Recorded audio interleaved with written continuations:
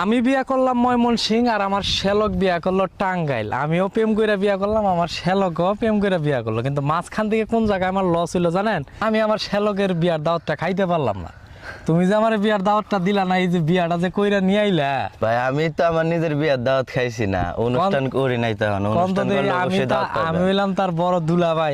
এই শরম পাইলে কাম হবো না, এদিকে আও। আমি হইলাম তার বড় দুলা ভাই, তাহলে কি আমার একটু দাওয়াত করে আনন্দ লাগছে না? দাওয়াত আপনি খাওয়া হলেন লাগছে আমার না? একটা মাত্র বোন জামাই, আপনারা দাওয়াত না দিলে কারে দিলাম হলে? কিন্তু এটা তো আমার নিজের দাওয়াতে আমি নিজে খাইছি না, কিন্তু এজন্য তাও আবার আপনার বিয়া দাওয়াত দিতে করছে পারি কোন নাই। জায়গায় জানেন? আমার বাড়ির কাছে, আমাকে টাঙ্গাইল মধুপুরে বিয়া করছে।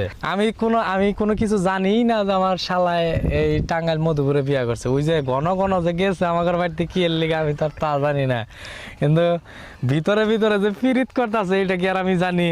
এখন হুট করে দেই যে সে বিয়া করে ফেলাইছে। বাবা যায়, আমার শালা কিন্তু এই দিনও ছোট ছিল আমি যখন বিয়া করলাম। ওর